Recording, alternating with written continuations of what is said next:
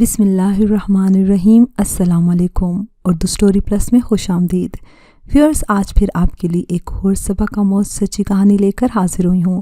نئے آنے والے ساتھیوں سے گزارش ہے کہ اگر ابھی تک آپ نے ہمارا channel Urdu story plus subscribe نہیں کیا تو اس کو لازمی سبسکرائب کیجیے۔ چلیں اپنی کہانی شروع کرتے ہیں۔ ہم لوگ 4 بہن بھائی تھے۔ میرا نمبر سب سے آخری تھا۔ میں بہن بھائیوں میں سب سے چھوٹی تھی۔ ابو کا بچپن میں ہی انتقال ہو گیا تھا۔ ان دنوں میں فرسٹ ایئر میں تھی۔ کالج کی ایک سہیلی نے اپنے گھر سالگرہ پر مدعو کیا۔ امی کو بتایا تو انہوں نے بھائی سے کہا کہ تم بہن کو اس کی سہیلی کے گھر چھوڑ آنا۔ بھائی کے ہمراہ موٹر سائیکل پر بیٹھ کر پہلے میں بازار گئی۔ ایمن کے لیے ایک خوبصورت سا میں نے پرس خریدا۔ پھر بھیا مجھے اس کے گھر چھوڑائے جو ہمارے گھر سے زیادہ دور نہ تھا۔ سالگرہ کی تقریب کے دوران ایمن کے بھائی نے مجھے دیکھا۔ میں اس کو اچھی لگی۔ اگلے دن جب میں کالج گئی تو ایمن نے بتایا کہ اس کا بھائی مجھ پر مر مٹا ہے۔ کہتا ہے شادی کروں گا تو تمہاری دوست مہر النساء سے، ورنہ عمر بھر شادی نہ کروں گا۔ غرض ایمن نے اس طرح کی باتیں کر کے میرا دل بھی اپنے بھائی کی طرف مائل کر لیا۔ میں نے اپنے خیالوں میں اس نوجوان کا تصور سجا لیا۔ بہانے بہانے کالج سے ایمن کے گھر چلی جاتی اور اس کے بھائی اکبر سے پیار و محبت کے وعدے کرتی۔ سوچتی تھی BA کرنے کے بعد امی کو بتا دوں گی اور اکبر کی والدہ رشتہ لے کر آ جائیں گی، پھر ہم دونوں ایک ہو جائیں گے۔ جانتی نہ تھی کہ جس کام کو میں اس قدر سہل سمجھ رہی ہوں وہ اتنا آسان نہیں ہے۔ شادی وہیں ہوتی ہے جہاں آپ کی تقدیر لکھی ہوتی ہے۔ میرے یا اکبر کے سوچنے سے بھلا کیا ہونا تھا؟ میری بڑی 2 بہنوں کی شادیاں بھی ہو چکی تھی۔ انہی دنوں میری بڑی آپا کا فون آیا۔ ان کے جاننے والوں نے ایک بہت اچھا رشتہ بتایا تھا۔ امی نے بڑے بھائی سے مشورہ کیا۔ بھائی لڑکے سے مل کر آئے۔ لڑکا خوش شکل، پڑھا لکھا، بڑا سا گھر، غرض ہر لحاظ سے رشتہ قابل قبول لگا تو امی نے میرا رشتہ زاہد سے طے کر دیا۔ مجھے پتہ چلا تو جی دھک سے رہ گیا۔ سارے خواب چکنا چور ہو گئے۔ زندگی برباد اور دنیا لٹی لٹی نظر آنے لگی۔ امی جان سے کہا کہ میں وہاں شادی نہ کروں گی جہاں آپ میری ہاں کر آئی ہیں۔ میں شادی اپنی مرضی اور پسند سے کروں گی۔ میں نے ایمن کے بھائی کے بارے میں امی کو سب کچھ سچ سچ بتا دیا اور کہا کہ میں اسے پسند کرتی ہوں اور اس سے شادی کرنا چاہتی ہوں۔ ماں نے دانتوں تلے انگلی داب لی۔ بولی، ہائے میں مر جاؤں، کیا اسی دن کے لیے تمہیں پڑھایا تھا اور تیرے کالج جانے کا خواب پورا کیا؟ جب تیرے بھائی کو تیرے عشق کی کہانی پتہ چلے گی تو تجھے جیتے جی وہ مار ڈالے گا۔ تجھ میں اتنی عقل ہے کہ اپنے لیے خود جیون ساتھی تو منتخب کر سکتی ہے؟ ارے نادان، جو رشتہ ہم نے منتخب کیا ہے قسمت والی لڑکیوں کو ایسا نصیب ملتا ہے۔ ماں نے لاکھ سمجھایا مگر میری عقل میں کوئی بات نہ آئی۔ چوری چھپے کالج سے بہانہ کر کے میں ایمن کے گھر گئی۔ اس کے بھائی سے ملی، روئی دھوئی، اس کو تمام حالات سے آگاہ کیا۔ میں نے اصرار کیا کہ ابھی اپنی امی کو بھیج دو تاکہ میرا اور تمہارا رشتہ پکا ہو جائے۔ اس نے کہا، دوران تعلیم وہ کیوں کا رشتہ مانگنے جائیں گی؟ پہلے 2 بڑے بھائی اور ایک میری بہن موجود ہے، تمہیں صبر کرنا ہوگا۔ میں صبر تو عمر بھر کر لیتی لیکن میرے بس میں ہوتا تو۔ امی اور میرے بھائی ایک ماہ میں مجھے بہانے کی تیاری کر رہے تھے۔ لڑکے والوں کا تقاضا تھا کہ جلد شادی کرنی ہے۔ شادی کے بعد آپ کی بیٹی جتنا چاہے پڑھ لے، ہم نہ روکیں گے۔ تاریخ مقررہ پر مجھ کو دلہن بنا دیا گیا۔ بارات آ گئی، بہنیں بھی میری لاہور سے آ گئی اور میں بیاہ کر زاہد کے گھر چلی گئی۔ دلہن بن کر ہر لڑکی نئی زندگی خواب دامن میں بھرے پیا کے آنگن میں اترتی ہے، لیکن میرے پلوں میں تو اکبر سے وابستگی کے خواب بندھے ہوئے تھے۔ ذہن میں اسی کا تصور تھا۔ مجھے لگا کہ یہ شادی نہیں جبر ہے، ایک ایسا رشتہ جس کو دوسروں کی خوشی کی خاطر مجبوراً مجھے قبول کرنا پڑا۔ ان احساسات کانٹوں بھری چبھن کے ساتھ میں نے نئی زندگی کے سفر میں پہلے دن کا آغاز آنسوؤں سے لبریز آنکھوں سے کیا تھا۔ اگر کوئی اور لڑکی ہوتی تو زاہد جیسا شوہر پا کر خوشی سے پھولے نہ سماتی۔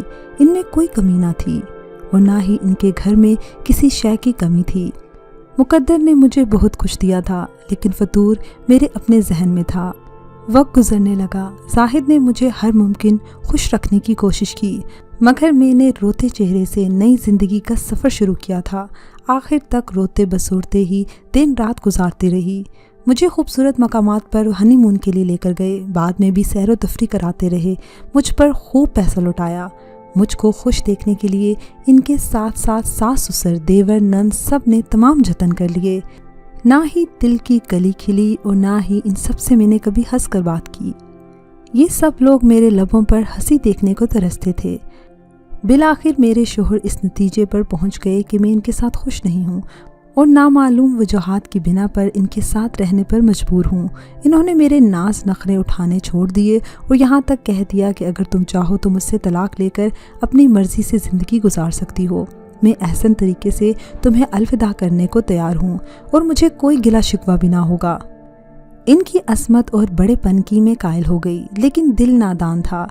अब भी अकबर से राब्ता था, अगरचा मुलाकात ना थी, लेकिन वो यही कहता था कि अगर तुम शोहर का घर छोड़कर आ जाओ तो मैं तुमसे शादी कर लूँगा, लेकिन अभी नहीं। इसके लिए तुम्हें मुनासिब वक्त का इंतज़ार करना पड़ेगा, जब तक मैं बरसरे रोज़गार ना हो जाऊं, अपने पैरों पर खड़ा ना हो जाऊं।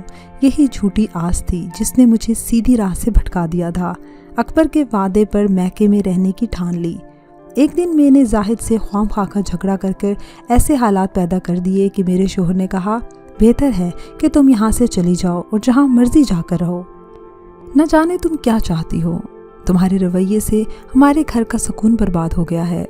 हमें जीते जी तुमने मार डाला है। मैंने मौका अच्छा जाना, अपने मैके वालों को इतलाना की, चुपके से शोहर के घर से निकलकर अकबर के मैं घर चली गई। सोचा अम्मी और भाइयों को इतला की तो फिर मुझे मारे बांधे शोहर के घर पहुंचा देंगे।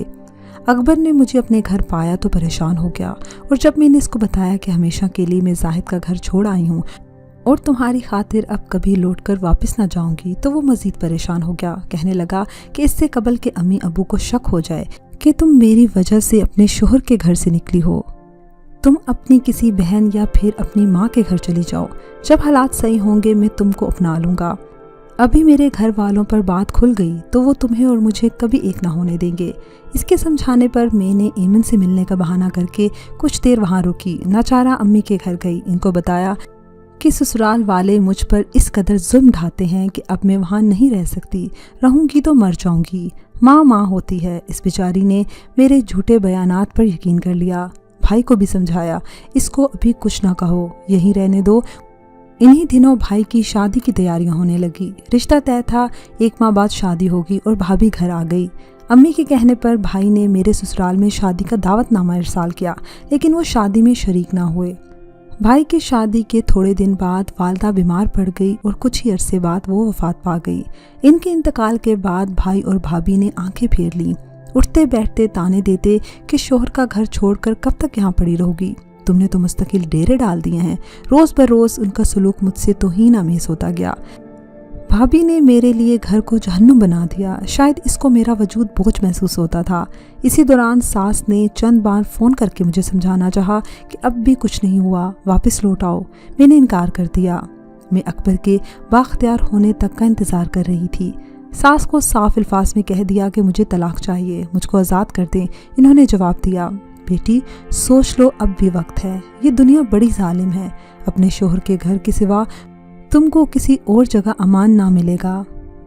एक दिन जबकि बड़ा भाई घर में ना था, भाभी ने बुरा भला कह के घर से चले जाने का हुक्म दिया।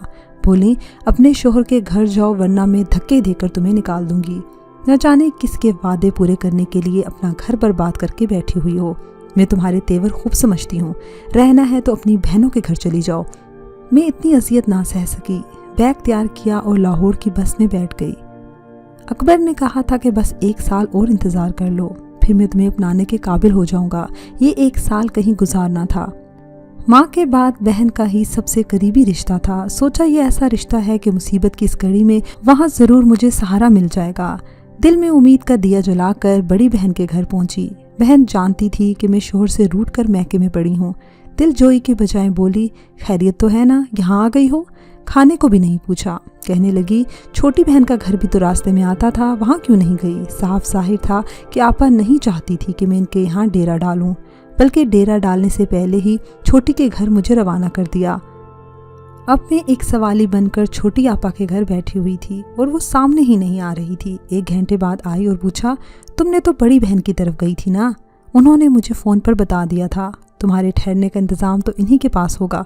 मैं सफ़र से निढाल थी, सोचा कि ये बिस्तर लगा देंगी और मैं आराम से सो जाऊंगी। इन्होंने सोने या आराम करने का इशारा भी ना दिया। इसी तरह मुंतज़िर रहीं कि अभी बैग उठाकर फिर से बड़ी बहन के घर में रवाना हो जाऊंगी। ज़मीर मुलामत करने लगा कि कैसे कहूँ, यहीं रहने आई हूँ, मुझे यहीं रहने दो और बताओ कि मुझे कहाँ सोना है। جب دیکھا کہ ٹس سے مس نہیں ہوتی، ملازمہ کے ہاتھ کھانا بھجوا دیا اور ملازمہ نے اپنے ساتھ والے خالی کمرہ دکھا دیا کہ ادھر آپ کا بستر لگا دیتی ہوں، آپ کی آپا تو اپنے بیڈ روم میں جا کر سو گئی ہیں۔ رات بھر روتے ہوئے میں نے گزاری۔ صبح اٹھتے ہی میں نے ساحد کو فون ملایا اور کہا کہ یہاں میں آپا کے گھر ہوں لاہور میں، آپ آ کر مجھے لے جائیے۔ وہ تقریباً 4 گھنٹے بعد آ گئے اور آتے ہی بولے، میری پیاری شریک حیات، تمہارے بغیر میرا گھر سونا ہو گیا تھا، جب سے روٹ کے گئی ہو ہم سب لوگوں کو تمہارے بغیر ایک پل چین نہیں ہے، آؤ میرے ساتھ چلو، گھر تمہارا منتظر ہے۔ میں نے جاتے ہوئے چھوٹی آپا کو خداحافظ بھی نہ کہا، مجھے اب ان کے پاس لوٹ کر کبھی نہ آنا تھا۔ اپنے گھر میں قدم رکھتے ہی پہلی بار دل کو اتنا سکون ملا کہ لگتا تھا کہ کسی گہرے گھڑے میں گرنے سے بچ گئی۔ فوراً ساس نند دھوڑی آئیں، جلدی جلدی کھانا لگانے لگی۔ گھر میں ہر شخص یوں خوشی کا اظہار کر رہا تھا جیسے ان کے خاندان کا کوئی گمشدہ فرد اچانک مل گیا ہو۔ آج احساس ہوا کہ اپنا گھر کیا ہوتا ہے، شوہر کا تحفظ اور اس کی محبت کیا شے ہے، اور شوہر سے جو سماج اور رشتہ داروں میں عورت کو عزت بھرا مقام ملتا ہے وہ کتنا انمول ہوتا ہے۔ جلد ہی ایمن کے ذریعے معلوم ہو گیا کہ اکبر نے اپنی پسند اور مرضی سے ایک لڑکی سے شادی کر لی ہے۔ وہ محض مجھے دھوکہ دے رہا تھا اور میں اس کے جھوٹے وعدوں پر برباد ہوتی جا رہی تھی۔ شکر ہے کہ برے وقت کی ٹھوکر لگنے سے مجھے بر وقت عقل آ گئی اور میں مزید برباد ہونے سے بچ گئی، ورنہ میرا مقام زمانے کی ٹھوکروں میں ہی ہوتا۔ یہ تو اللہ پاک کا بہت شکر ہے کہ میں نے زاہد سے طلاق نہیں لی، ورنہ میں کہاں جاتی، میرا تو کوئی سہارا نہیں تھا۔ اتنا پیار کرنے والا شوہر مجھے پھر کبھی نہ ملتا۔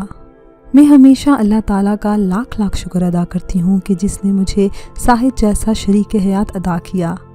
ویورز، مجھے امید ہے کہ آپ کو ہماری آج کی کہانی پسند آئی ہوگی۔ کمنٹ سیکشن میں اپنی رائے کا اظہار لازمی کیجیے گا۔ اگر ابھی تک آپ نے ہمارا channel Urdu story plus subscribe نہیں کیا تو اس کو لازمی سبسکرائب کیجیے اور ساتھ لگے بیل آئیکن کو بھی پریس کر لیں تاکہ آپ کو ہماری ہر نیو ویڈیو کی نوٹیفیکیشن بھی ٹائم پر ملتی رہے۔ اگلی کہانی تک اجازت دیجیے، اللہ حافظ۔